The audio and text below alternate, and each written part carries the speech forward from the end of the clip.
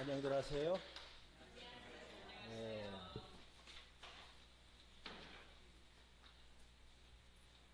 나가나 교회가 33년 됐지요. 그래서 여기 창립 33주년 이렇게 써 있네요. 한마디로 33살 됐다는 거 아니에요? 네. 33년. 제가 33살에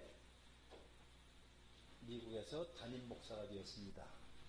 그리고 33살서부터 담임 목회를 시작했어요.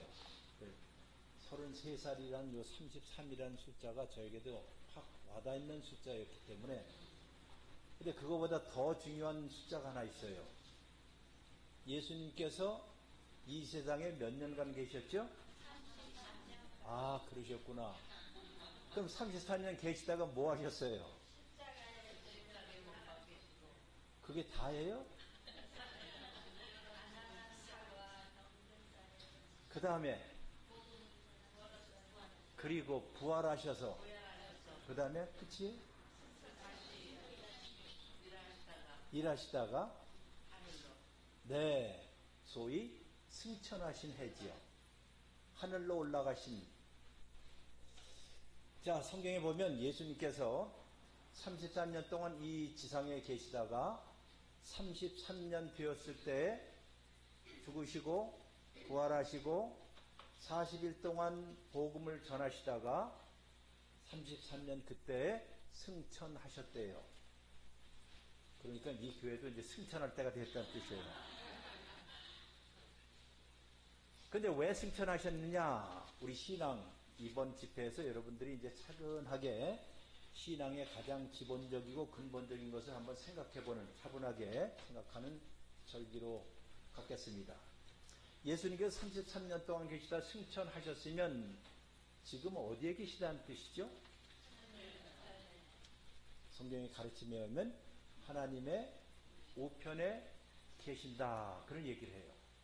하나님의 우편에 계시다. 그럼 예수님께서 지금 우편에 계시면 휴가를 가셨나요? 예수님 지금 뭘 하고 계실까요? 궁금해요? 네. 500원만 내시면 돼요. 예, 예수님께서 부활하셨다, 승천하셨다, 그리고 하나님 우편 보좌에 앉아 계시다 하는 것을 여러분과 제가 믿어요. 왜냐하면 우리가 사도신경을 외울 때 예수님께서 죽으시고 장사 지낸 자 사흘 만에 부활하시사 그 다음 하늘에 오르사, 그런 말 있잖아요. 승천하사, 그러면 하나님 우편 보좌에 계시다가 그 다음에 무슨 말 있죠? 거기로부터, 그런 말 있잖아요. 거기로부터 살아있는 자와 죽은 자를 심판으로 오실 날이 반드시 있을 것을 우리 믿습니다, 그 뜻 아니에요. 그러면 거기에 계신 분이 휴가 가신 것이 아니고 지금 놀러 가신 분이 아니고 그럼 무엇을 하고 있을까 하는 생각을 한번 해보세요. 아까 우리가 맨 끝에 찬송을 여러 번 불렀어요. 눈을 들어 주를 보라,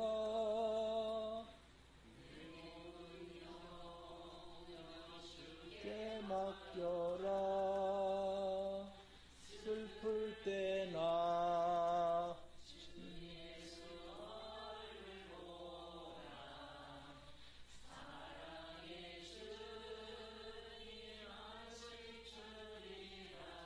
저는 그 찬송을 우리 목사님께서 반복해서 부를 때 마음속에 큰 감동을 받았어요. 내 눈을 들어 주의 얼굴을 보라. 그럼 그 주님이 어디 계시냐 하는 것이에요? 어디에요? 하나님의 우편 보좌에 지금 앉아 계시다 그랬어요. 그런데 바로 거기로부터 우리가 안식을 얻고 평안을 얻고 위로를 얻는다는 말씀 아니에요? 그럼 그분이 가만히 계시느냐 하는 거예요. 가만히 계시는 게 아니라 그분이, 다른 말로 한번 해볼게요. 여러분이 지금 귀를 기울이시고 이렇게요, 조용하게 무슨 소리가 들리느냐 한번 생각해 보세요. 무슨 소리 들려요? 많은 사람들이 아무것도 안 들려요 그러죠. 그런데 이 시간이야말로 저 위에서 딸랑딸랑 하는 소리가 들려야 한다는 뜻이에요. 이게 무슨 뜻일까? 딸랑딸랑 하는 소리가? 방울 소리가.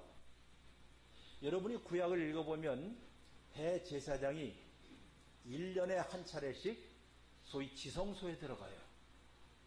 1년에 딱 한 차례씩. 근데 대제사장이 지성소에 들어갈 때는 옷을 입고 들어가는데 그 옷에는 무엇을 달고 있어요? 방울이 달려있대요. 왜 방울이 달려있을까? 방울이 달려있다는 얘기는 그 안에 들어가서 이스라엘 백성들을 위해서 속죄하고 이스라엘 위해서 기도하고 하나님 우리 백성들을 불쌍히 여겨주세요 하고 간절히 기도하고 있는 바로 그때에 그가 그렇게 기도하고 있을 때에 움직일 거 아니에요. 그럼 움직이면 딸랑딸랑 소리가 들리겠죠? 그럼 저 성막 저 바깥에 있는 이스라엘 백성들은 우리의 지금 대제사장이 무엇을 하고 있을까 가만 들어보는데 소리가 들린다는 얘기는 지금도 그 대제사장이 우리를 위해서 못한다? 기도하고 있구나 하는 얘기다. 그런데 바로 그 지성소에 들어가는 것처럼 예수님께서 부활하여 승천을 하신다면 승천하실 때 저 위에 마치 구름의 휘장을 꿰뚫고 하늘의 보좌 하나님의 계신 그 존전 지성소까지 지금 들어가 계셔서 예수님께서 가만히 휴가 가신 것이 아니라 거기에서 지금도 누구를 위해서요? 여러분과 나를 위해서 무엇하신다? 기도하고 있다는 거예요. 그러니 신앙인으로서 여러분과 제가 가만히 곰곰하게 생각하고 들어보면 지금 이 순간에도 그 주님께서 그 예수 그리스도께서 누구를 위해서요? 나를 위해서 우리 교회를 위해서 우리의 죄된 심령을 위해서 지금도 탄식하며 기도하는 소리가 들리느냐 이거예요. 그분 덕분에 여러분과 제가 지금까지 살고 있다는 뜻이에요. 내가 잘나서 우리가 신앙생활을 잘해서 신앙이 좋아서 이렇게 사는 것이 아니라 내가 연약함에도 불구하고 내가 힘듦에도 불구하고 내가 넘어짐에도 불구하고 지금도 주님께서 나를 위해서 중보의 기도를 하고 계시기 때문에 이나마라도 어떻게요? 살고 있다. 그래서 여러분이 부른 찬송가의 의미가 그것입니다. 눈을 들어 누굴 보라? 주님을 보라는 거. 달려보는 게 아니라 그분이 지금도 나를 위해서 여러분과 저희를 위해서 우리 가정을 위해서 우리 교회를 위해서 연약한 우리의 약함을 위해서 대신 기도해주고 있는 중보의 기도하시는 분이 누구다? 예수님이시다는 거예요. 그리고 그 주님을 그 예수님을 기억나게 하시는 분이 누굴까요? 성령님이라는 거예요. 그러니 성령님은 그냥 막 방방방방 뜨시는 분이 아니라 조용한 가운데 녹화하면서 여러분과 제 삶에 이런 굴곡진 삶 가운데 있을 때 찾아오셔서 그래 얼마나 힘들어. 너 혼자 아니야. 당신 혼자 아니야. 때때로 가정이 힘들고 깨어지고 병마로 인하여서 온갖 힘든 것들이 이룰 때라도 성령께서 여러분과 저에게 찾아오셔서 그래도 힘내야 돼. 내가 마지막 순간까지 너와 함께 있을 거야. 너와 함께 동행할 거야. 하는 이 음성을 들려주시는 분이 바로 누구래? 성령님이시다. 그러니 우리는 이 하나님에 대해서 고마운 마음을 갖고 사는 거예요. 내가 비록 연약해도 이나마라도 주일날 교회에 오고 우여곡절 많은 가운데서라도 하나님을 찾을 수 있도록 하는 것이 내가 힘이 있어서가 아니라 우리의 성령께서 나에게 찾아와서 그래 일어나 걸어라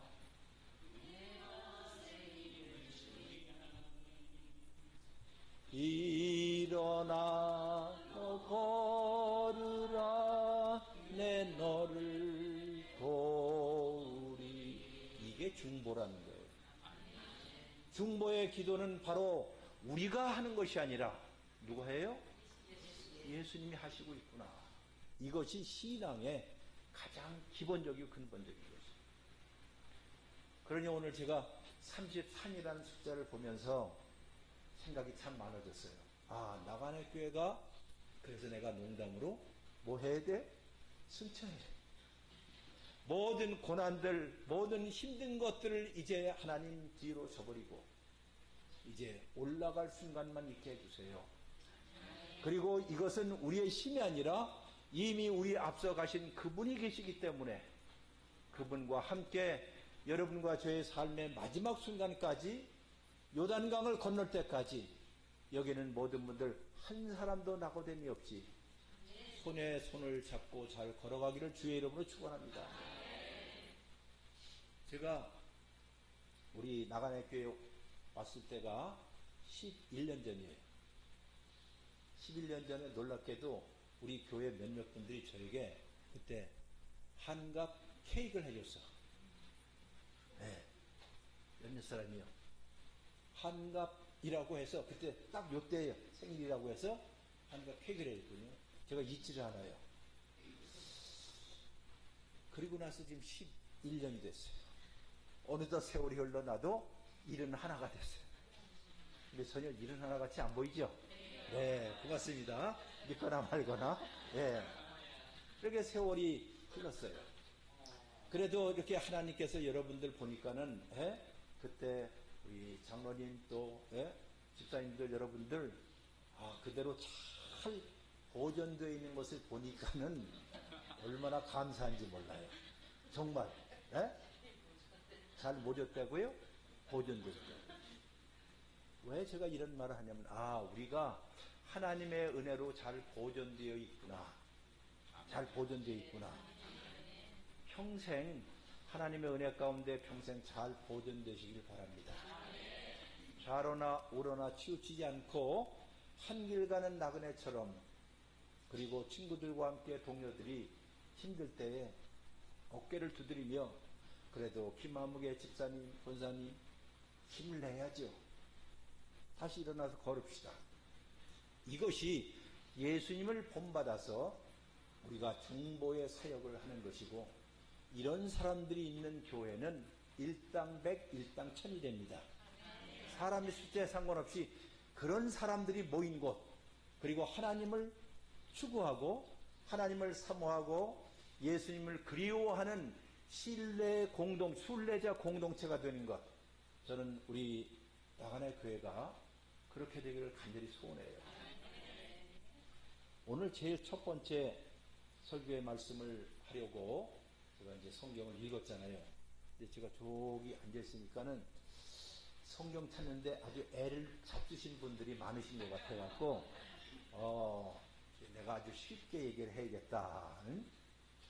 오늘 첫 번째 읽은 성경이 어느 성경이지요? 창세기 맨 앞입니까? 맨 끝장입니까?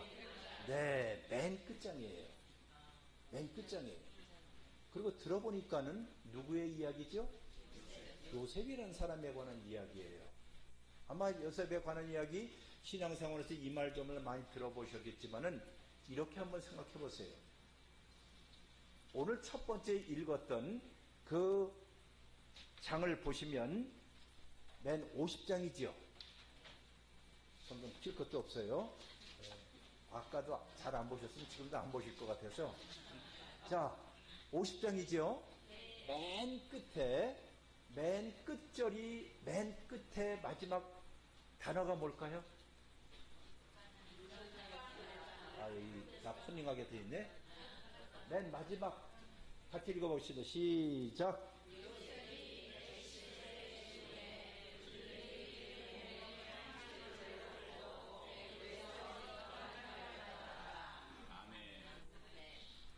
아직 아멘 하지 마시고, 맨 끝에 단어가 무슨 단어인가요? 입관. 관 하면 뭐예요? 죽었다. 시체. 시체로 끝나요. 시체로. 그런데 여기 성경, 이게 원래 구약 성경은 히브리어로 돼 있어요. 히브리어. 근데 이제 제가 평생 히브리어를 가르치는 구약 선생이었거든요. 근데 히브리어로 보니까는 창세기의 맨 마지막 단어가 요 관보다도 저 앞에 있는 단어. 무슨 단어? 애굽. 애굽이 맨 마지막 단어예요. 그리고 애굽이 맨 마지막 단어 바로 앞에 있는 것이 관이에요. 어쨌든 중요한 것은 관으로 끝나고 죽음으로 끝나고 그것도 어디예요? 애굽. 그러니까 하나님의 백성들로부터 볼 때는 애굽은 낯선 곳, 낯선 땅, 타향이고 자기 고국이 아닌 곳에 가서 죽는 이야기로 끝나요. 그러면 잘 생각해보면 성경인데 창세기 1장 1절을 다 외워보겠습니다. 시작. 다 잘 외우시네요. 그렇죠? 왜냐면 우리가 책을 사면 맨 앞부분 다 읽거든. 그렇죠? 다 외워요. 태초에 하나님이 천지를 창조하시니라 이렇게 시작을 하는데 성경 창세기의 맨 마지막은 무엇으로 끝난다? 죽음으로 끝나고 타향살이로 끝나고 그렇게 끝나요. 생명으로 시작했던 그 창세기가 맨 끝에는 죽음으로 끝나더라 이거예요. 그럼 우리는 궁금해요. 어떻게 하나님께서 생명으로 시작된 이 나라가 맨 끝에 가서 죽음으로 끝날까? 그러고 보니까는 우리의 인생도 마찬가지예요. 여러분들도 20년, 30년, 40년, 50년, 60년, 70년 전에 다 엄마 뱃속에서 다 나오셨죠. 웅해웅해 했던 시절이 있어요. 포동포동했던 얼굴이 있어요. 냄새도 안 나요. 그렇게 이뻤는데 점점점 세월이 지나서 이제는 어느 분들은 요단강 건널 때가 가까이 오신 분도 있어요. 아, 태어나서 맨 끝은 무엇으로 끝난다? 죽음으로 끝나네. 맨 처음에는 생명으로 시작해서 죽음으로 언젠가 다 끝나요. 창세기의 시작도 생명으로 시작했다가 맨 끝에 죽음과 관으로 낯선 곳에서 끝나는 이야기예요. 그게 슬픈 이야기죠. 어찌 보면 여러분들이 성경을 읽는 방식이 이것입니다. 성경을 읽으면 어떻게 이렇게 끝날까? 하나님께서 이렇게 참 좋은 세상을 만들어 놓고 하나님께서 잡복도 하셨어요. 잡복 아셔요? 잡복이 뭐예요? 스스로 잘난 척하는 거죠. 세상의 잡복의 제1인자가 누굴까요? 하나님이에요. 왜? 자기가 지어놓은 걸 보고 세상에 이보다 더 좋을 수는 없어 하셨던 분이 하나님이거든요. 얼마나 좋았으면. 그랬던 그 세상의 생명이 맨 끝에 와서 죽음으로 끝나더라 이거예요. 이제 여러분과 제가 생각하는 거예요. 아침에 해가 떠요. 그리고 대낮이 옵니다. 그리고 해가 져서 오후가 지나고 황혼역에 왔을 때 아마 여러분들 이 지역에서 살면서 혹시 황혼역에 저 산에 해가 질 때 어떤 감정이 드셔요? 별로 생각 안 하고 사셔요? 언제 있으면 서러움도 느끼죠. 아, 언젠가는 우리의 인생이 끝나는 때가 올 거야. 어느 분들은 요양원에 계신 분이 있어요. 젊은 날에 나 아주 자기 열심히 일하고 생각하다가 살다가 어찌 보면 자녀들도 바쁘게 살다 보니까는 부모를 봉양 못하니까 부모가 요양원에 가요. 그 요양원이 남의 이야기가 아니라 점점 우리의 이야기로 가까이 온다는 것을 나이를 들면서 알 거예요. 서경역에 보면 그래요. 아, 여기에 우리의 인생이 끝인가 하는 생각이 들어요. 모든 사람이 다 이렇습니다. 낳고 살다가 여러분 한국에서 뽕짝 노래 잘 부르는 송대관이라는 사람 아셔요? 혹시 들어보셨어요? 송대관 뭘로 유명한 줄 알아요? 아, 쨍하고 옛날이고. 네. 송대관이 말하기를 노래 부르기를 인생은 네 박자래요. 그렇죠? 쿵짝 쿵짝 이러고 있죠. 예. 그 양반이 어쩌다 지금 예수 믿어서 장로까지 됐는데, 예? 근데 내가 그 노래를 가만히 보면 아니거든. 인생은 네 박자가 아니라 인생은 세 박자야. 그리고 제가 성경을 또 봤어요. 그때 정말로 인생은 세 박자더라고. 창세기 5장을 보면, 창세기 몇 장이라고요? 5장을 보면 성경 최초로 나와 있는 족보가 나와요. 족보. 인류 족보, 아담으로부터 시작된 족보가 나오는데 그 족보에는 모두 자세하게 살펴보니까는 10사람이다. 족보. 여러분 족보 아시죠? 족보. 아담이 몇 살에 누구를 낳고 얼마를 살다가 몇 살에 죽었더라. 이렇게 나와요. 그리고 그 다음에 또 누가 몇 살에 누구를 낳고 얼마를 살다가 몇 살에 죽었더라. 그리고 10명이 나오는데 똑같아요. 뭐라고 나오죠? 낳고 살고 죽고. 인생은 몇 박자? 3박자. 그렇죠. 3박자예요. 4박자가 아니라 낳고 살고 죽고, 낳고 살고 죽고. 그런데 이 박자의 맨 마지막은 슬프게도 죽음으로 끝난다는 거예요. 이거를 여러분과 제가 심각하게 생각하는 것이 기독교 신앙의 핵심 중에 하나예요. 아, 언젠가 우리 모두가 다 어떻게 해요? 죽는구나. 어디에서? 어디에서? 아까 낯선 땅, 타지에서. 자, 여러분이 지금 여기에 오셔서 교회도 33년 되셨고 또 일본에서 사신 지 꽤 오래되셨죠, 형님? 몇 년 되셨어요? 88년. 꽤 오래되셨어요. 네? 네. 자, 모두 다 오래되신 분도 있고 이렇게 해요. 우리 교포교회, 제가 미국에서 목회하면서 교포교회에서 교포 목사를 했어요. 목회를 했어요. 그리고 3.1절이라, 여기도 그런지 모르겠어요. 3.1절이나 8.15가 되면 한인회들이 모여서 공원에서 같이 하루를 지내다가 경축사도 하고 하다가 이제 끝날 때쯤 되면 마지막으로 다 모여서 믿든 안 믿든 간에 다 모여서 한인들, 제가 있던 곳은 그렇게 크지 않은 동네였지만은 한 교인수는 작년 한 100여 명 되고 전체 해봐야 그 동네 한 300여 명 될까 말까 하는 그런 동네였어요. 시골 동네. 여기처럼. 그렇게 다 모였어요. 그러면 마지막으로 부르는 노래가 있어요. 3.1절이든 뭐든. 뭘 불러요? 여기는 그런 일이 없는지만 해도 고향의 봄을 불러요.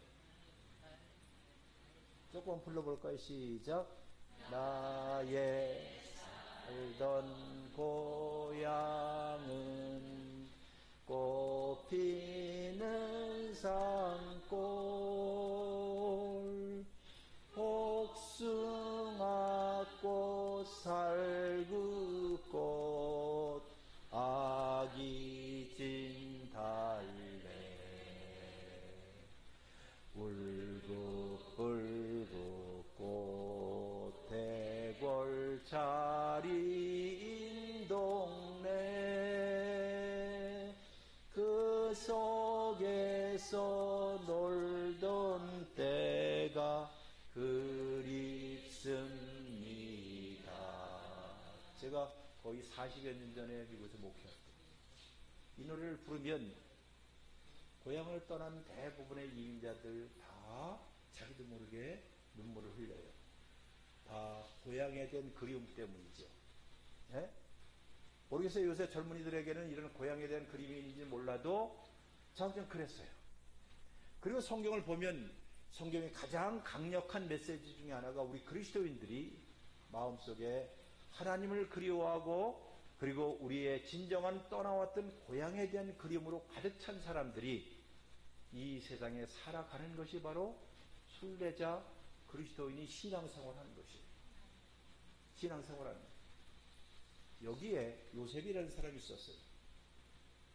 요셉이 17살 때 자기 의붓 형들의 미움을 타서 형 10명이 아주 얘를 괴롭혔어요.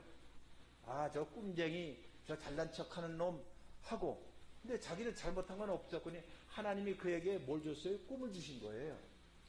여러분과 제가 꾸는 꿈은 개꿈이지만은 성경에서 말하는 꿈은 계시입니다. 계시. 이걸 꼭 아셔야 돼요.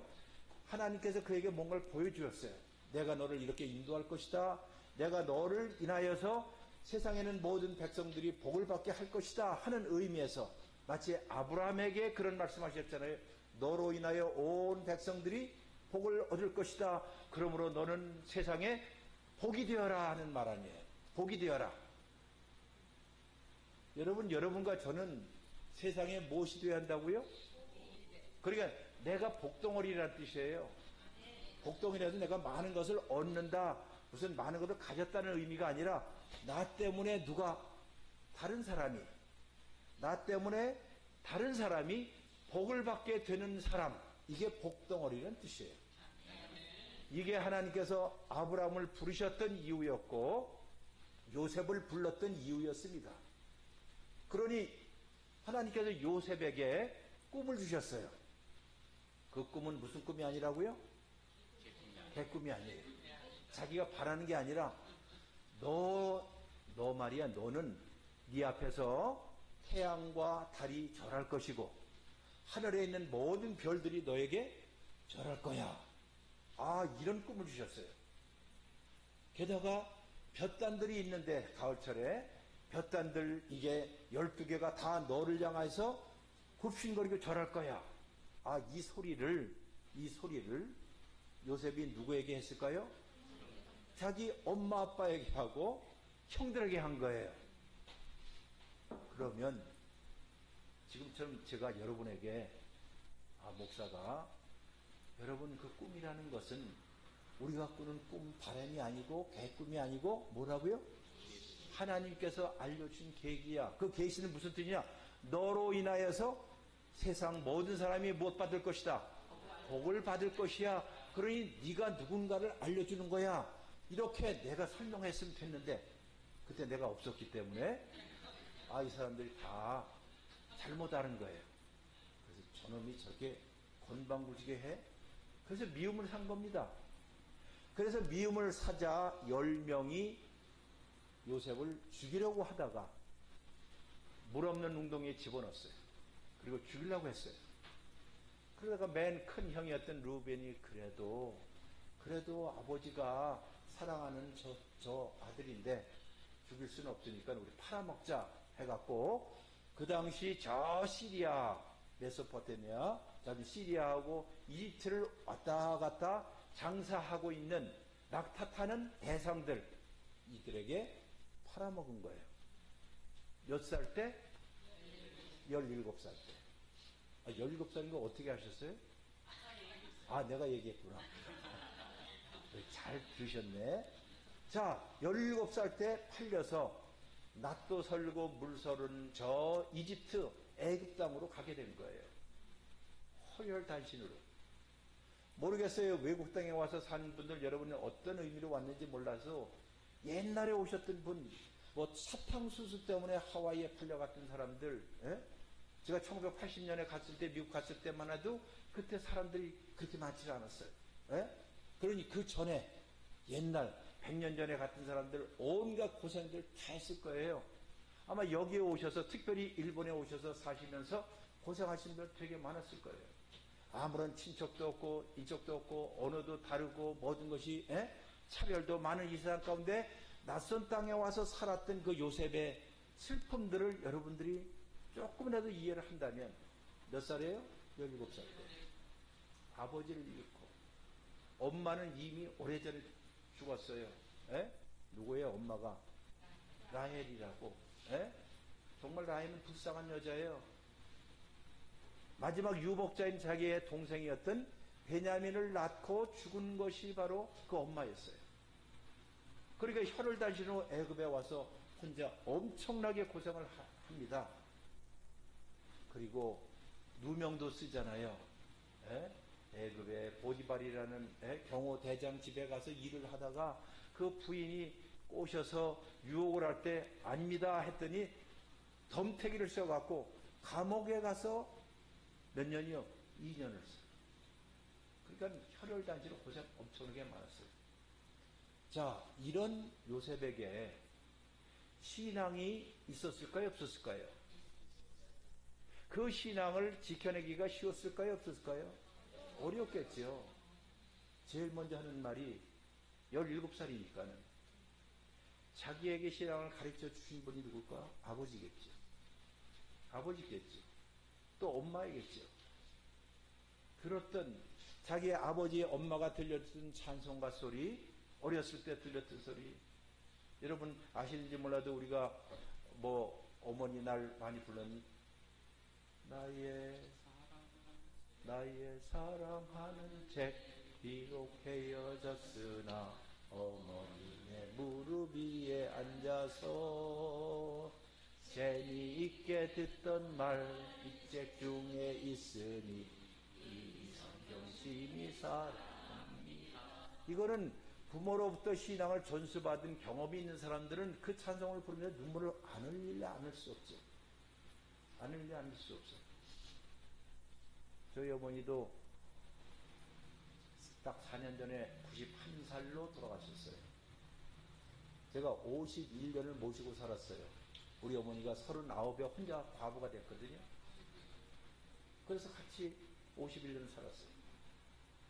근데 어렸을 때 우리 아버지하고 우리 엄마가 성경을 가르쳐줬던 것, 찬송을 불렀던 것, 그 찬송가가 내 인생에 있어서 가장 힘들 때마다 반복적으로 기억이 나요.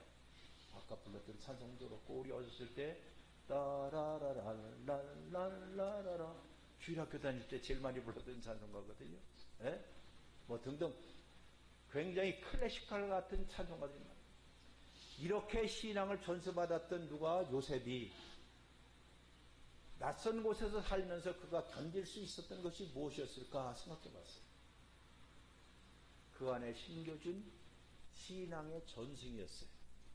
그것이 찬송가가 되었든 성경 한 구절이 되었든, 하나님이 태초에 천지를 창조하셨어 라는 그 말 한마디든, 그래 하나님이 천지를 창조하셨다면 그 하나님이 지금도 나를 보살피고 있을 거야, 하나님이 나를 섭리 가운데 이끌 수 있을 거야 하는 그 말 한마디가, 한 구절이, 여러분이 성경을 다 알아서 다 신앙생활하는 건 아니잖아요.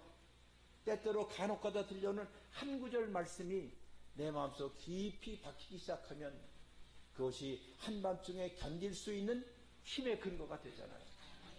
힘의 근거가 돼요. 제가 미국에서 목회할 때 젊은 날이었어요. 아까 33살에 담임 목사가 됐고, 좀 몇 년을 지났는데 우리 교회에 한 권사님, 김 권사님이 계셨는데 나이가 너무 많이 들어갔고, 그 아들은 오하이오 주립대학교 교수고 또 여자분은 간호사고, 그 젊은 나이에 잘 이해는 못했지만은 그 엄마를 결국은 안 모신 게 못 모셨겠지요. 지금 생각해 보니까는. 저기 직장도 가지고 해요. 그래서 어디에?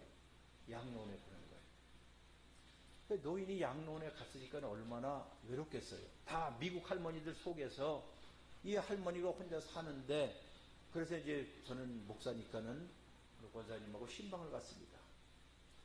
양로원에 탁 들어갔는데 내일 모레를 기다리고 있는 눈이 휑한 할머니들이 턱 휠체어에 앉아있는데, 미국 할머니들이 앉아있는데 마치 죽음의 무덤 가운데 들어온 것 같아요. 살아있지만 살아있는, 너무 슬펐어요. 그리고 조금 있다가 그 할머니 김 권사님 방에 들어갔어요. 조그만 방 혼자 침대 위에. 그러니까 말도 미국 사람하고 통하지 않으니까 늘 외롭게 여겼어요. 그러다가 신방을 하니까는 이제 잠깐 이야기를 하는데, 권사님 얼마나 힘드세요? 하다가 보니까는 머리맡 위에 카세트 테이프가 많은 거예요. 카세트 테이프. 그러니까는 교회에서 설교했던 목사님의 설교, 또 복음 찬송가, 그걸로 가르쳐. 그러다가 이런 말 해요. 지금도 잊었지 않아요. 젊은 목사에게, 목사님 그때 연세가 86인가 5쯤 됐을 거예요. 제가 이나마 이렇게 견딜 수 있는 것은 딱 한 가지예요. 귀가 속 계세요. 어떻게 해요? 젊은 날에 성경을 읽고 또 읽고 또 읽고 해서 암송해요. 그런데 그 암송했던 한 구절이 때때로, 한 구절이 내가 너와 함께 있을 거야 등등, 물 가운데 불 가운데 지날지라도 내가 너를 버리지 않을 거야, 세상 끝날까지 너와 함께 있을 거야. 이런 단편적인 한 구절 훈절이 그때그때마다 떠오르면 그걸 가지고 내가 지금 견디며 삽니다. 이런 얘기예요. 굉장히 슬펐어요. 그러면서도 한 신앙인이 길고 긴 인생길을 견뎌나갈 수 있는 것이 무엇일까? 바로 단편적이지만 하나님께서 그들에게 들려주신 그 말씀이었구나. 그 말씀이 마음속에 깊이 사귀기 시작하면서 음미하면서 그렇게 가는구나. 요셉도 제가 생각할 때에도 아버지로부터 엄마로부터 들었던 찬송가, 엄마로부터 들었던 한 구절의 말씀들, 아니면 요즘 말로 해서 여러분이 우연히 왔다가 아까 불렀던 찬송가 한 구절, 그 구절이든지 혹은 하나님의 말씀이든지 그 구절이 여러분과 저를 살릴 수 있는 힘의 근거가 되는 거예요. 그러니 그가 아무리 힘든 일이 있어도 이렇게 버텨냈어요.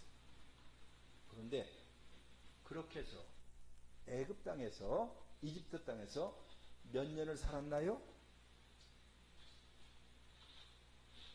산수 계산하세요. 산수. 왜냐하면 이집트에서 몇 년에 죽었다고요? 110세에 죽었어요. 그러면 저기서 자기 고향에서 떠나온 지 17세 왔으니까 애굽에서 몇 년 살았지요? 93년을 살았네. 그러면 애굽에 와서요 93년을 살았으면 애굽 말을 잘할까요? 저 히브리어 말을 잘할까요? 애굽 말 잘. 그렇죠. 그러니까 여기서도 마찬가지로 뭐 지금 현재 한국어 뭐 많이 하지만은 그냥 여기 와서 살았던 1세들, 2세들, 3세들 되면 한국말 못하죠. 오르지 못해요. 일본말 하죠. 그렇잖아요. 요셉이 히브리인이었고 이스라엘 백성이었지만은 애굽에서 93년을 살았어요. 낯선 곳에서 타향살이였어요. 그러니까 머리에서부터 발끝까지 애굽에서 전문대학원 났지요. 법학전문대학원 났지요. 거기서 명문대학교 나왔지요. 그리고 왕궁에서 교육받았지요. 저 높이까지 올라갔어요. 그리고 결혼도 애굽 여자하고 했어요. 요즘 말해서 국제 결혼을 한 거예요. 그것도 자기가 하고 싶은 게 아니라 애굽의 왕이 거의 반강제적으로 너 이 사람하고 결혼해 했는데 누구냐면 애굽의 제사장. 애굽의 제사장이라면 하나님을 믿는 제사장일까요? 아닐까요? 아니죠. 이교도의 제사장의 딸하고 결혼시켰어요. 거의 결혼했습니다. 그리고 이름까지도 바꾸게 했어요. 자, 이런 파란만장을 세우면서 93년을 살았으니까는 요셉은 낯선 땅에서 머리에서 발끝까지가 다 애굽 사람이다, 이스라엘 사람이다. 애굽 사람. 애굽 사람. 의관도 모자도 다 애굽의 명동에 가서, 아니 애굽의 신주쿠 가서 제일 좋은 걸 쫙 뽑아서 입었으니까 누가 그를 봐도 그는 이스라엘 사람이 아니라 누구다? 애굽 사람이에요. 그런데 바로 그 요셉이 오늘 성경 보면 죽으면서 했던 마지막 이야기가 나온 거예요. 자, 오늘 읽은 데가 몇 절이죠? 22절이거든요. 그리고 맨 끝이 26절이거든요. 그렇죠? 그래요, 안 그래요? 근데 그 가운데가 몇 절이냐면 24절, 25절이 가운데예요. 어디라고요? 여러분 이 신체에서 가장 중앙이 어디죠? 배에. 여러분 우리 육체에서 가장 중심되는 중심부가 어디예요? 어떤 사람은 머리래요. 어떤 배래요. 어디예요? 제일 중에 심장이겠죠. 그렇죠. 심장, 하트. 어찌 보면 사람에게 가장 중요한 기관이 그의 마음이고 그의 심장이고 그의 가슴 아니에요. 이 가슴이 어떤가 하냐는 문제예요. 근데 오늘 본문을 보면 이 성경과 같이 우리가 공부하는 거예요. 창세기 맨 마지막 장, 어찌 보면 죽음으로 끝나는 바로 이 이야기에 22절과 26절, 그래, 22절과 26절은 샌드위치의 빵과 같아서 처음과 끝이 똑같아요. 아마 중고등학교 다니면서 조금이라도 국어를 공부하셨던 분 하면, 아, 이걸 뭐라고 하는지 아세요? 수미, 그냥 알려드릴게요. 수미쌍관법. 다 같이 해보세요. 시작. 수가 뭘죠? 머리수, 꼬랑지 미. 그러니까 머리와 꼬랑지가 서로 보고 있다. 여러분 햄버거 보면 뭐가 없으면 말짱 두루묵이에요. 햄버거에. 그렇죠. 햄이 없으면. 아니 패티라고 그러죠.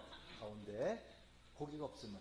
자, 그러니까 처음에 떡 번하고 몇 번이 있는 것처럼 맨 위가 요셉이 110세를 애굽에서 살았다 하는 말이 나오고, 맨 끝은 요셉이 110세에 애굽에서 죽었다 이렇게 나와요.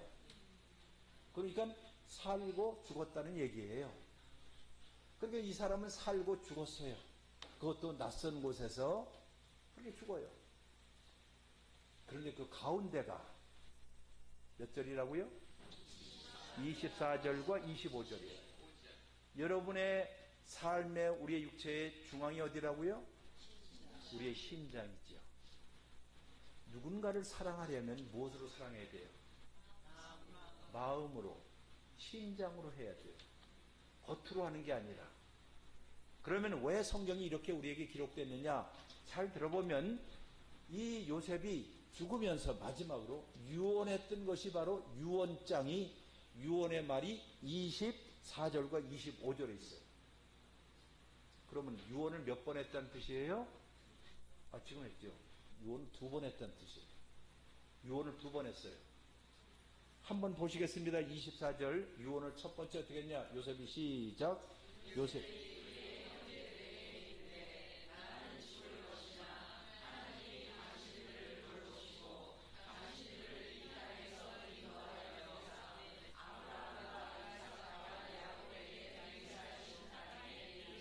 스탑. 요셉이 누구에게 지금 유언을 해요? 자기의 형제들에게. 한이 많았던 형제들 아니에요. 요셉이 이 사람 그 형제들 다 또 이민 초청한 거예요. 에? 여러분 같은 이민 초청할 것 같아요? 그 개자식들 내가 왜 해? 그럴 거 아니에요. 그런데 자기 아버지서부터 자기 형제들, 그의 조카들까지 다 대규모로 다 이민 수속해서 데리고 온 사람이 요셉이에요. 얼마나 훌륭해요. 그런데 이 형제들에게, 그 조카들에게 이야기를, 나는 여기서 죽어. 유언이니까. 나 여기서 죽어. 그 다음 말 중요해요. 그러나 어떻게 해요? 하나님이 당신들을 못해요? 거기까지는 해요. 하나님이 당신을 돌보실 겁니다. 여기 돌본다는 말이, 여러분 지금 제가 아까 무슨 선생이라고 그랬어요? 예, 구약 선생이었다고 그랬잖아요. 평생을. 이 단어가 돌본다는 말보다도 원래 뜻은 찾아오신다는 뜻이에요. 그럼 무슨 뜻이 될까요? 나는 여기서 죽어요. 그러나 당신들 여기에 낯선 땅에서 살지만은 외롭게 홀로 있지 않고, 누가 찾아오신다? 하나님이 꼭 찾아오실 거야. 하나님이 찾아오시면 그때 당신들은 더 이상 여기 있지 않고 어디에요? 고향으로 갈 날이 올 것입니다. 이게 누가 한 소리예요? 요셉이 심장으로, 마음으로 신앙 고백하듯이 이런 말을 한 거예요. 그러니 여기 요셉의 신앙이 무엇인가를 보여줘요. 겉으로 볼 때 그 사람은 100% 이집트 사람이었고, 겉으로 볼 때는 우리 세상 사람하고 별로 다를 바가 없는 것이 여러분과 저 아니에요. 그렇잖아요. 여기 밖에 나가면 믿는 사람이나 안 믿는 사람이나 일본 사람 여러분 다 똑같잖아요. 그러나 여러분과 이 세상 사람이 다른 것이 딱 하나예요. 뭐가 달라요? 우리 심장에, 우리 가슴에, 우리의 마음에 무엇을 담고 사느냐는 거예요. 여기에 이런 거예요. 하나님은 반드시 찾아오실 것입니다. 하나님은 반드시 찾아오실 것입니다. 그러면 우리는 어디 간다? 고향으로 갑니다. 고향이 어디예요? 우리 장로님, 고향이 어디세요? 당황스럽죠? 고향이 어디세요? 고향이 어디예요? 어떤 사람 잘못 얘기했다가 이제 박살나는 사람이 있어요. 나는 전주예요, 광주예요, 뭐 부산이에요. 우리 예수 믿는 사람들은 그렇게 대답하지 말고 고향이 어디냐고 묻거든. 한국에서 명절 때, 추석 때, 뭐 이럴 때 고향 찾아간 민족 대규모 이동 있잖아요. 서울에서 광주까지 가는데, 서울에서 부산까지 가는데 7시간, 8시, 10시간 걸리는데도 꾸역꾸역 가요. 그런데 한번 물어보겠습니다. 근데 고향에 왜 가지요? 누가 계시기 때문에. 그런데 부모님이 돌아가시면, 그건 나도 알고, 부모가 돌아가시면 가고 싶은 생각이 들어야 안 들어요? 그렇지요. 그래서 서양 사람들은 말하기를 고향이 어디냐고 묻거든 이런 말 했어요. Where is your home? 당신의 홈타운이 어딥니까? 당신의 고향이 어딥니까? 하면 서양 사람은 꼭 하는 거예요. 부모님이 계신 곳이 내 고향입니다. 그러면 여러분과 저에게서 여기 하나님이 찾아오시면 우리 반드시 고향 간다 할 때 그 고향이 어디죠? 하나님이 계신 곳이라는 뜻이에요. 하나님이 계신 곳. 하나님이 여러분과 저를 찾아오셔서 우리를 불러서 자기의 집으로 데려가실 날들이 있을 것이다 하는 믿는 것이 우리 그리스도인이라는 것이에요. 그런 이런 희망과 소망을 가지면 이 땅에 살면서 우리가 아까도 했던 이런 일, 약한 일, 어려운 일, 고난스러운 온갖 일들을 극복하고 견뎌나갈 수 있는 힘이 돼서 생기는 거예요. 요셉이 또 한 번 또 기도합니다. 뭐라고? 25절을 보시면 같이 읽습니다. 시작.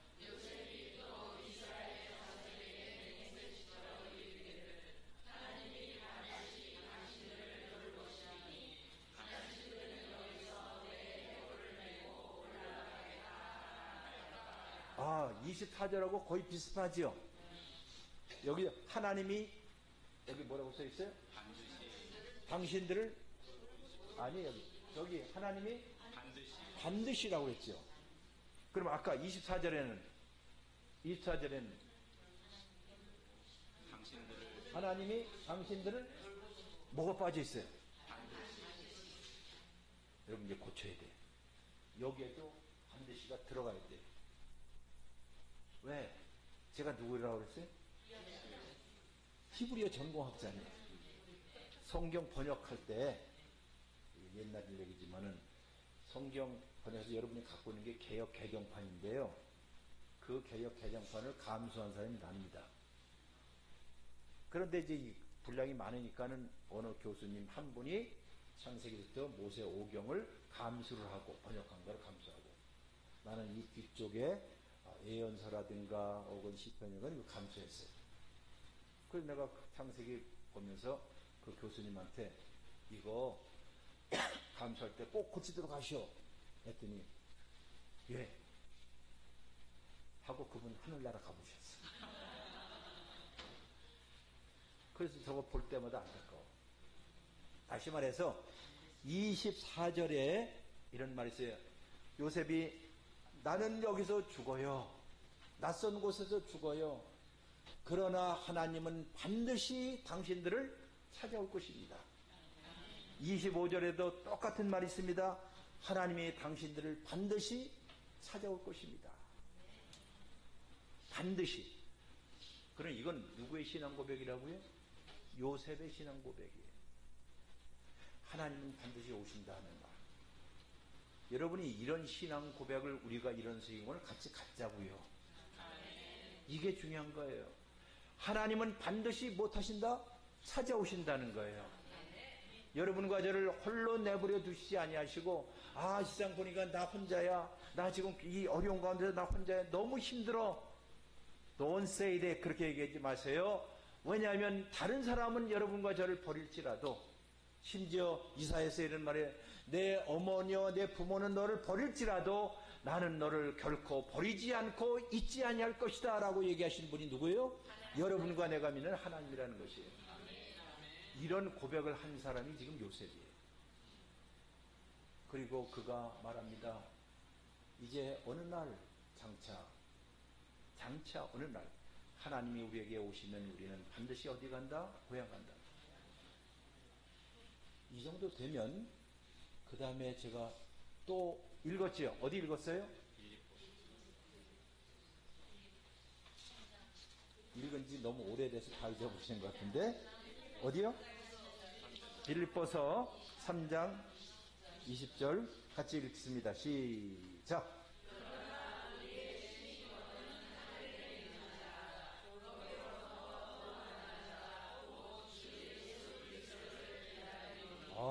여기 보면 신약 성경에서, 신약 빌립보서에서 신약에 있는 모든 교인들이 그 당시에 로마 황제의 박해와 핍박 가운데서 살고 있었던 1세기 그리스도인들을 향해서 사도 바울이 빌립보에 있는 교인들에게 쓴 편지에 한 구절이 3장에서 이런 말이 있습니다. 그러나 이런 말이 있어요. 자, 다 같이 시작. 그럼 여러분, 그러나라는 말을 언제 쓸까요? 앞에 이야기하고는 반대라는 뜻 아니에요. 그렇잖아요. 그러면 3장 20절의 앞에는 몇 절이 있을까? 예? 잘하시네. 19절이 있대요. 아마 19절이 안 나올 거예요. 그죠? 네, 19절 안 나올 거예요. 자, 19절 안 나오죠? 제가 읽어 드릴게요. 19절에 이런 말이 있습니다. 그들의 마침은, 들어보세요. 네, 그들의 마침은 멸망이요. 그러니까 이 세상 사람들, 하나님 없이도 살 수 있다라고 생각하는 사람들, 아니면 심심하면 가끔가다 교회 나와서 믿어도 될까 말까 하는 이런 사람들은 맨 끝에 가면 무엇이다? 멸망이요. 그런 거예요. 멸망이 뭘까요? 죽음이란 뜻이에요. 죽음으로 끝난다는 거예요. 그러면서 한 말이 그들의 신은 배요. 또 어려운 말인데, 그들의 신은 배래요. 이게 무슨 뜻일까요? 어떤 사람은 이거 신발할 때 그들이 신었던 거는 배를 타고 간다는 거. 그거 아니거든요. 여기 신은 여기 안 나오잖아요. 나오네. 그들의 신은 누굴까요? 그들의 하나님은 이란 뜻이에요. 그들이 믿고 있는 하나님은 누구다? 배래요. 배. 어느 배? 타고 다니는 배가 아니라 여기요. 이 배. 그러니까 자기가 만족하고 살면 최고다라고 생각하는 사람들, 그 뜻이에요. 이해가 되시죠? 그러니까 그들 헷갈리게 하지 마시고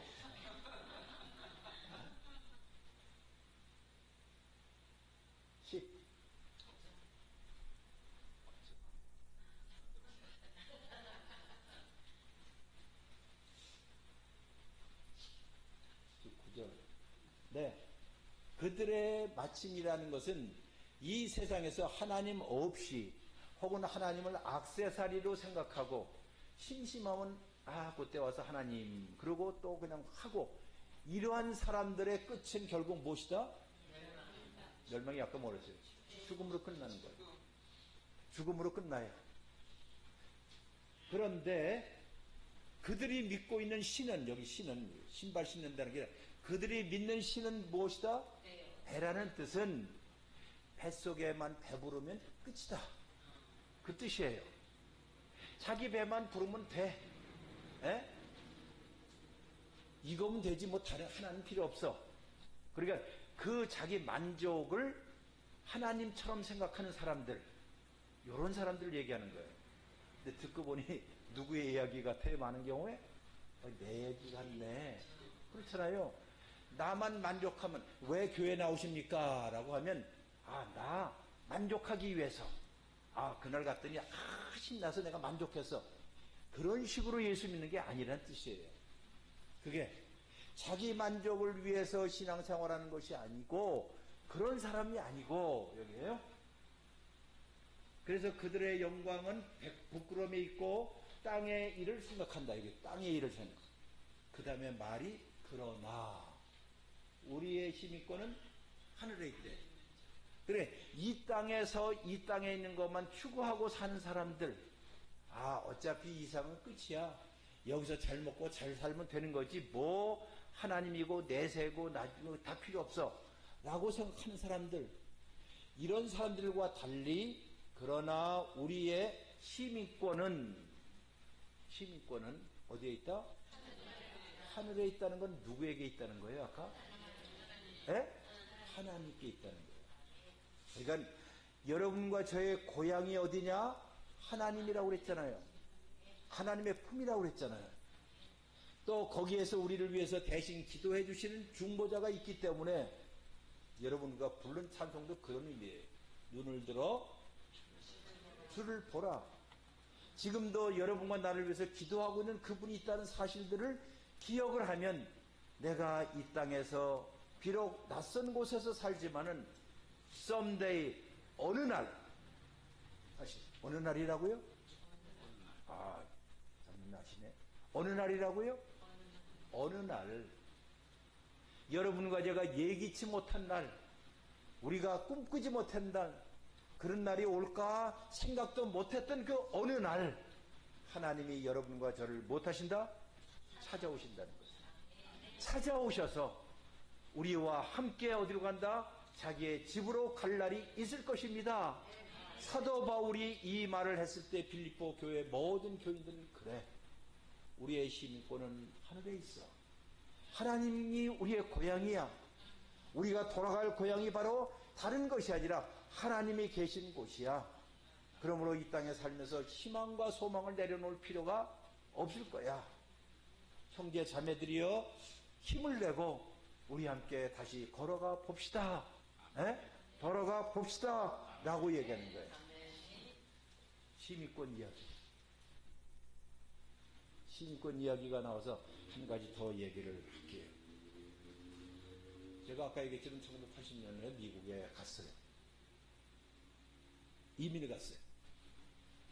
여기도 그런지 아까 제가 목사님들 물어봤는데, 미국은 이제 이민을 가게 되면 소위 영주권을 줘요. 영주권. 근데 영주권이라는 말은 무엇이냐면, 그 땅에서 영원히 살 수 있는 권한은 주지만은 투표권을 주질 않아요. 이게 영주권이에요. 일본은 잘 모르겠어요. 일본도 그래요? 네. 근데 영주권을 받는 거, 영주권. 여기 영주권 갖고 계신 분 오른발을 한번 굴러보세요. 그럴 것 없지. 어쨌든 그래요.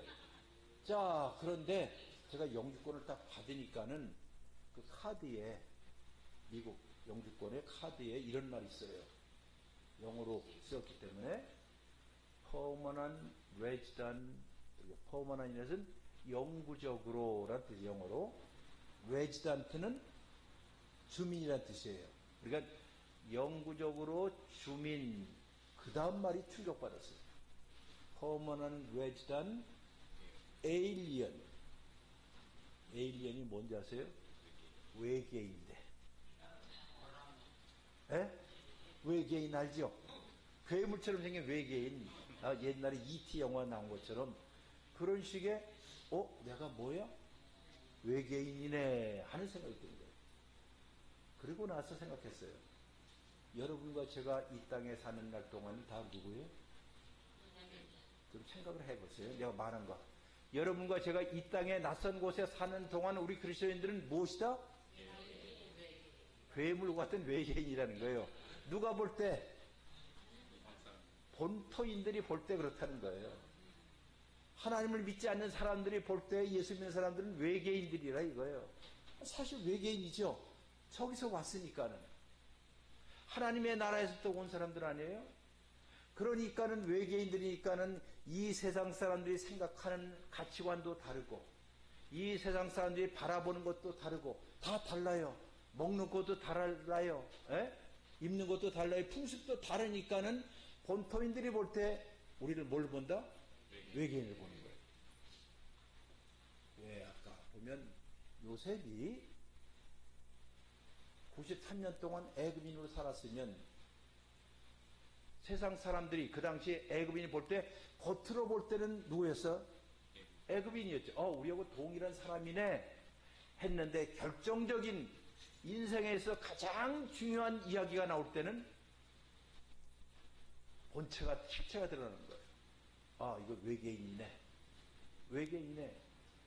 하나님을 믿고 사는 것이 바로 이러해요. 세상 사람들이 갖고 있는 가치관하고 여러분과 제가 가치는 같아야 돼? 달라야 돼요? 달라야 돼요. 세상 사람들은 뭐니 해도 라고 얘기할 때 우리는 머니도 중요하지만 머니보다 더 위에 있는 분이 있습니다. 누구요? 하나님이십니다. 라고 얘기할 수 있어야 되는 거예요. 에? 이것이 우리 그리스도인들이 이 세상을 살아가는 삶의 방식입니다. 아까 조금 전에 제가 영주권 받았다고 그랬잖아요. 그러다가 몇 년 후에 제가 한번 얘기합니다. 몇 년 후에 제가 시민권을 받아야만 했어요. 미국 시민권을. 모르겠어요. 여기서는 일본 시민권 귀하는 거에 대해서. 근데 우리 많은 한국 사람들이 부정적인 생각을 갖고 있는 건 내가 알지만은 사실 미국 같은 나라에서 시민권을 받아야 될 일이 있었어요. 저는.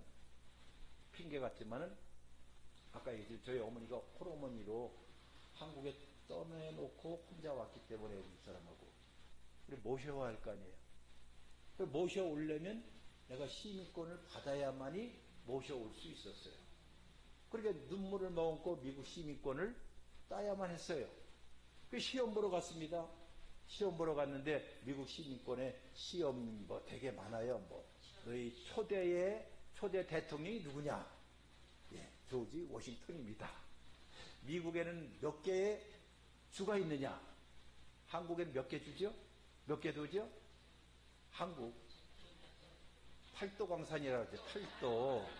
참. 팔도. 일본은 몇 도? 48현이지.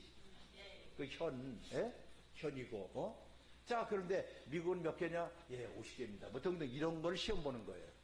그리고 가장 기초적인 영어 회화. 그런데 이제 문장이 나오는데 OX 문장이 나와요.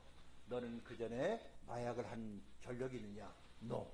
등등 쭉 나오는데 한 문장에서 제가 멈췄어요. 그거는 지금도 잊혀지지 않는 문장이에요. 영어 그대로 내가 외울 수 있어요. Are you willing to bear arms? 이런 문장이었어요. 그건 뭐냐면 너는 기꺼이 이 나라를 위해서 무기를 들 수 있느냐는 거예요. 저를 한번 따라서 하세요. 1, 2, 6, 9, 3, 5, 2, 6 시작. 정확하게 해야 돼요. 1, 2, 6, 9, 3, 5, 2, 6 시작. 이게 뭔지 아세요? 내 비번이 아니라 내 군번이에요. 군번. 대한민국 저 서부전선에서 생고생을 하면서 최전방에서 군대 생활을 했던 육군 병장 출신의 내 군번이에요. 그러니까 내가 누구를 위해서 무기를 들었어요? 대한민국을 위해서 육군 병장 출신인데 여기에 너 미국을 위해서 무기를 들 수 있느냐라고 물어보는 거예요. 그러니까 다른 건 다 썼는데 이 말 할 때는 심장이 딱 멈췄어요. 누구 생각이 떠오를까요? 우리 엄마. 엄마를 모셔와야 할 때. 이거를 내해야만이 모셔올 거 아니에요. 노 하면 어떻게 해요? 시집거 못하고 우리 엄마 못 모시는 거예요. 그 하늘을 쭉 봤어요. 하나님 잠시 실례합니다 하고 예스. 그리고 시민권을 땄어요. 그리고 우리 어머니 모셨어요.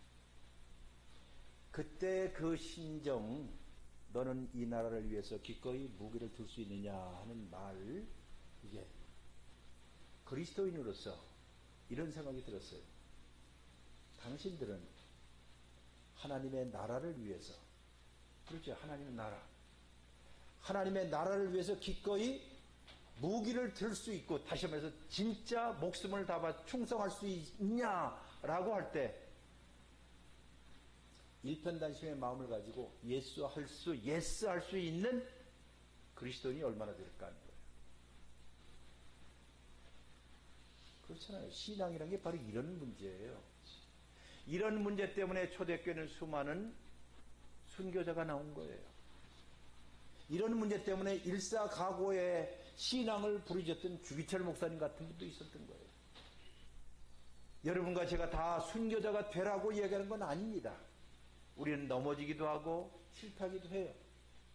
그러나 우리를 이런 가운데서라도 끝까지 붙잡아 주시는 분이 하나님이시고, 우리의 연약한 손을 일으켜서 다시 일으키시는 분이 성령님이라는 사실을 기억한다면, 신앙이라는 것은 내가 하나님을 붙잡는 것이 아니라 누가요? 하나님이 지금도 나를 붙잡고 계시다 하는 것이에요.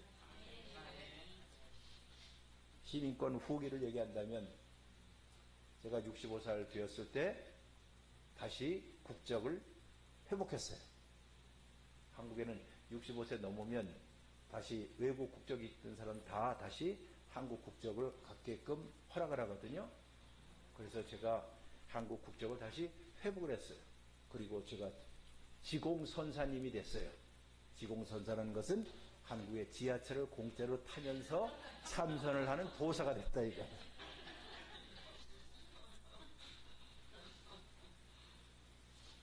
자, 이제 말씀을 마쳐요.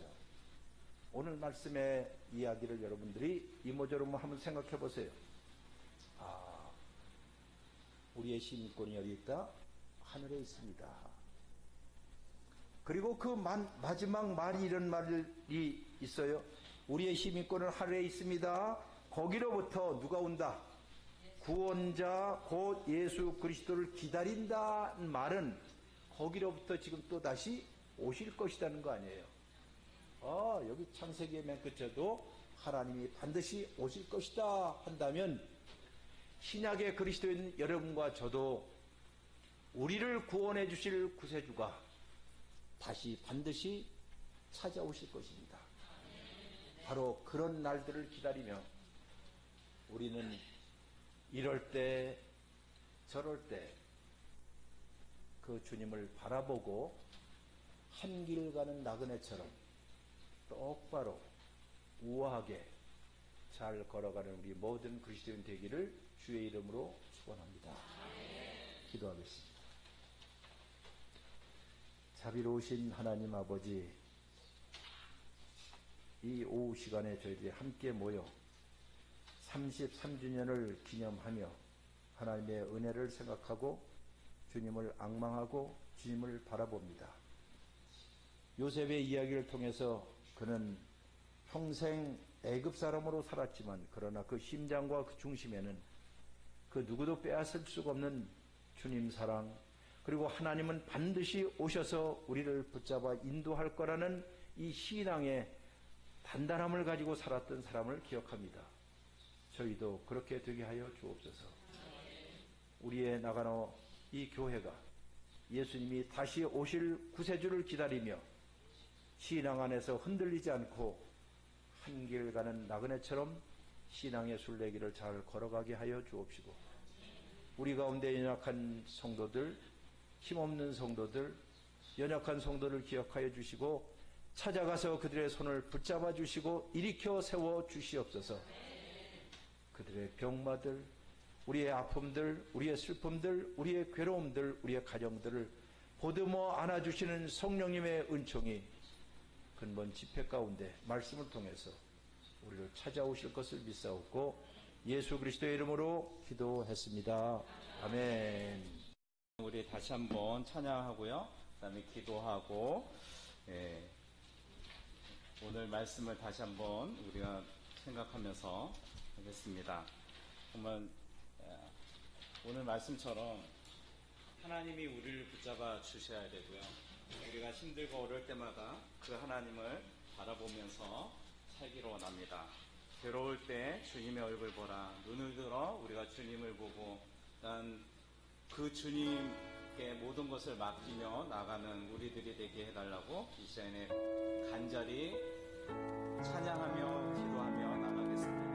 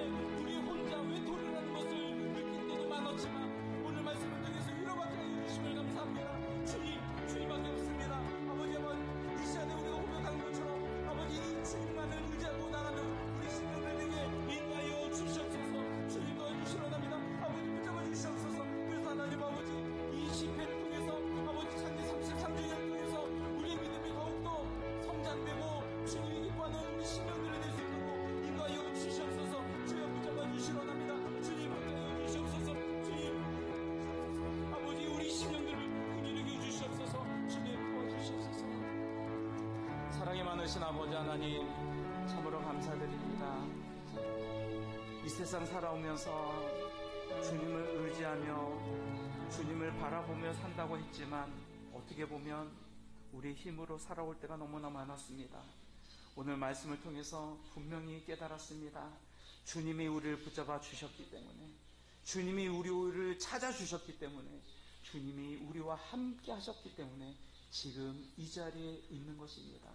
앞으로도 주님이 우리와 함께 하셨고 하실 것이고, 앞으로도 우리 주님이 우리를 이끌어 가심을 믿습니다. 우리의 소망은 하늘에 있고 우리의 시민권은 하늘에 있습니다. 그 주님만 의지하고 나가오니 우리들을 긍휼히 여겨주시고 주님의 은혜로 채워주시옵소서. 특별히 바라고 원하는 것은 육신의 연약함을 가지고 있는 심령들이 있습니다. 그곳에 주님 안수하여 주셔서 깨끗이 치유되게 하여 주시옵소서. 생활에 공고한 심령들 하나님께서 위로하여 주시고 그 심령들 마음 구석구석에 주님의 말씀을 심어 주시옵소서. 축복하며 예수 그리스도의 이름으로 기도드립니다. 아멘. 예, 주님께 영광을. 자, 우리 옆사람 뒷사람한테 인사하겠습니다. 잘 오셨습니다. 네, 잘 오셨습니다. 네. 잘 오셨습니다. 그리고 또 인사할까요? 네, 또 한 번 인사하겠는데요. 자, 오늘도 승리하고 내일도 승리합시다. 무슨 뜻일까요? 오늘은 말씀으로 살아서 내일도 이 2시 예배에 참여해서 말씀으로 승리하기를 원합니다. 네, 그러니까 여러분 오늘도 승리하시고 내일도 승리하기를 축복합니다. 그리고 멀리서 가천에서 오셨어요. 우리 목사님이 참, 우리 유호준 목사님이 제가 제자지만 저 말고도 또 한 명이 여기에 계십니다. 저 뒤에 비전교회 김영진 목사님이, 네, 우리 유호준 목사님의 제자입니다. 그래서 굉장히 송구스럽지만 이렇게 우리 스승님을 모시고 벌써 11년이 지났지만 이렇게 오셔서 같이 은혜의 시간을 갖게 되니까 너무나 감격스럽습니다. 우리 다시 한번 우리 유호준 목사님, 그리고 뒤에 계신 우리 이영옥 사모님 저 뒤에 계십니다. 우리 박수로 다시 한번 환영하겠습니다. 네, 감사합니다. 네. 그리고 우리 정말 니가타에서 오늘을 위해서 우리 오신 임명순 성도님, 네, 박수로 환영하겠습니다. 네, 감사합니다. 네, 그리고 우리 신보라 성도님 거기 멀리서, 네, 또 박수 한번, 네, 환영합니다. 금요일날 오시고 요번에 또 오신 우리 유리나 성도님이랑 같이 오신, 네, 성함이 어떻게 되시죠? 성함이 어떻게 되시죠? 양혜수님, 감사합니다. 박수로 환영하겠습니다. 네, 잘 오셨습니다. 네, 내일도 여러분 혼자 오시지 마시고 누구랑 같이 오시라고요? 한 사람을 더 데리고 오시기를 바랍니다. 내일은 몇 시에 있을까요? 네, 2시에 있습니다. 그래서 우리가 찬양으로 하나님께 영광 돌리고, 그리고 기도로 우리의 마음을 뜨겁게 해서 하나님의 말씀을 듣고 아멘으로 하나님께 영광 돌리는 저희 여러분 되기를 축복합니다. 네, 그러면 우리 목사님 나오셔서 헌금 기도 해주시고요. 그 다음에 축도로 마치겠습니다.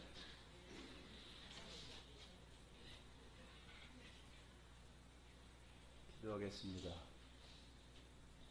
저희가 이 세상에 올 때 아무것도 가져오지 않고 이 세상을 떠날 때 아무것도 가져가지 않습니다.